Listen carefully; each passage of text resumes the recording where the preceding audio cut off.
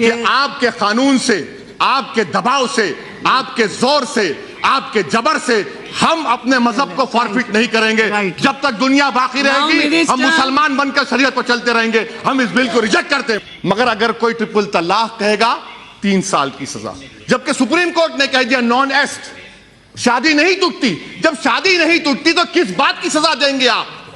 377 harm theory آپ کے سامنے. اور میڈم 3 سال کی سزا.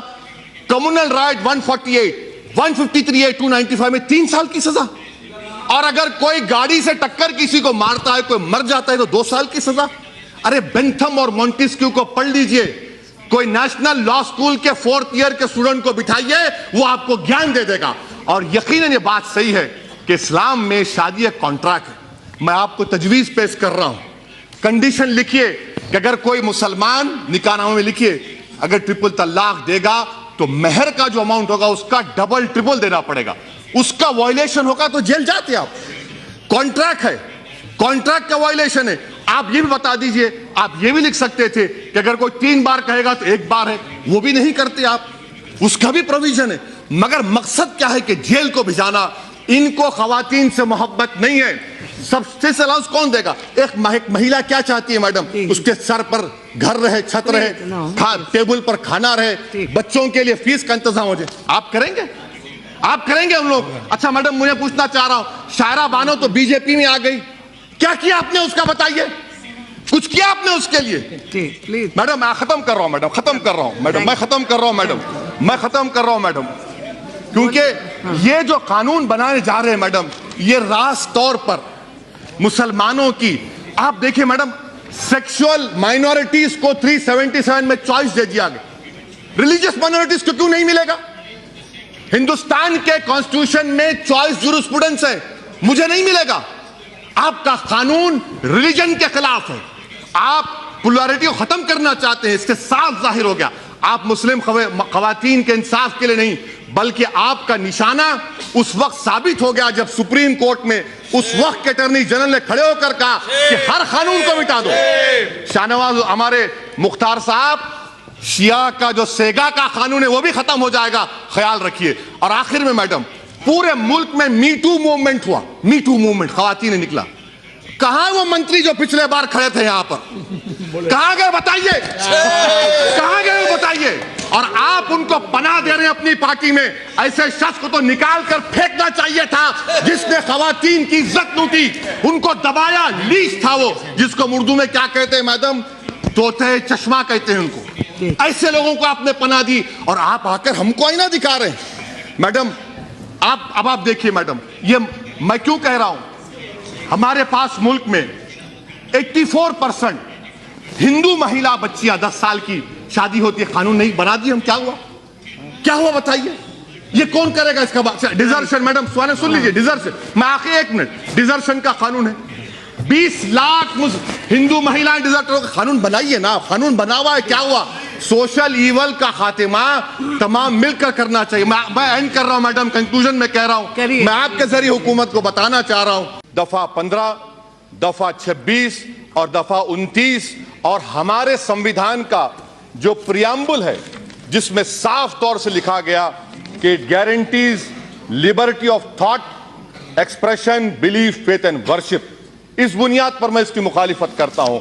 میڈم اسپیکر صاحبہ، میں آپ کے ذریعے حکومت سے پوچھنا چاہتا ہوں کہ آخر یہ آپ کی کون سی مجبوری ہے کہ ہمارے وطن عزیز میں ہومو سیکسوالٹی کو ڈیکرمنلائز کر دیا گیا. 377 کا ججمنٹ ہے، ہومو سیکسوالٹی کو ڈیکرمنلائز کر دیا گیا، اور آپ ٹرپل طلاق کو کرمنلائز کر رہے ہیں. ایک مرد اور مرد، ایک خاتون اور خاتون اپنے ساتھ رہ کر جو بھی کرنا چاہے کر سکتے ہیں. اس پر آپ کو آپتی نہیں ہے. آپ کو آپتی ہے کہ ٹرپل طلاق کو کرمنلائز کیا جا رہا ہے. کیوں کیا جا رہا ہے؟ کیونکہ استعمال ہمارے خلاف ہوگا. دوسری بات میڈم اسپیکر صاحبہ، ایڈلٹری کا قانون، اس سرکار نے خواتین پر لیڈیز پر ایڈلٹری کا قانون لاگو کرنے کی سپریم کورٹ کو کہا. سپریم کورٹ نے اس کو ڈیکرمنلائز کر دیا گیا. اور آپ ایڈلٹری کو سپریم کورٹ نے ڈیکرمنلائز کر دیا گیا، آپ کو خاموش بیٹھے رہے، مگر ٹرپل طلاق کا معاملہ کرمنلائز کر رہے ہیں. Madam prevention of corruption act ले लीजिए कि अगर कोई पैसा लेता है पब्लिक बेनिफिट के लिए नहीं तो आपने डिक्रिमिनलाइज कर दिया, मगर ट्रिपल तलाक को आप क्रिमिनलाइज कर रहे हैं। मैडम स्पीकर साहिबा, यह कानून संविधान के खिलाफ क्यों है? आपने सही कहा उस चेयर पर से बैठकर कि यह प्रथा हिंदुओं में नहीं है, मुसलमानों में। मगर मैडम स्पीकर, मैं बड़ी इज्जत के साथ आपके सामने अर्ज करना चाहूंगा कि हमारे मुल्क में, वतन अजीज में, डिवोर्स के कानून में अगर किसी हिंदू का डिवोर्स होता है 1 साल की सजा क्यों है उसको, और मुसलमान को 3 साल क्यों मिलेगी? क्या ये आर्टिकल 14 का वायलेशन नहीं है? मैडम, ये कानून 377 में हार्म थ्योरी को एस्पाउस किया गया, हार्म थ्योरी के खिलाफ है ये एक्ट। और मैडम, मैं आपके जरिए से बताना चाह रहा हूं कि हमारे मंत्री साहिब ने बड़े पुरजोश तरीके से कहा कि सुप्रीम कोर्ट ने अनकॉन्स्टिट्यूशनल करार दिया।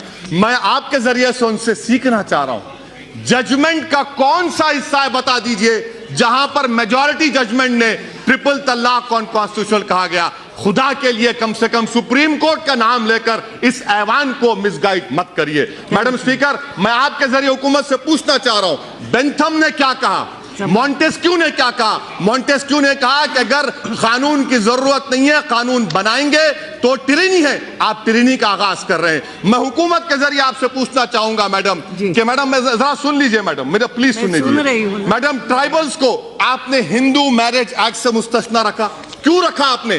क्योंकि हम आर्टिकल 26 और 29 की बात करते हैं। मैं अभी मैडम यहां पर इतने बड़े बड़े काबिल लोगों से सुना कुरान के बारे में, हम क्या कहते हैं जो कुरान के बारे में, उनको फजीलतुल शेख कहते हैं, शेखा कहते हैं।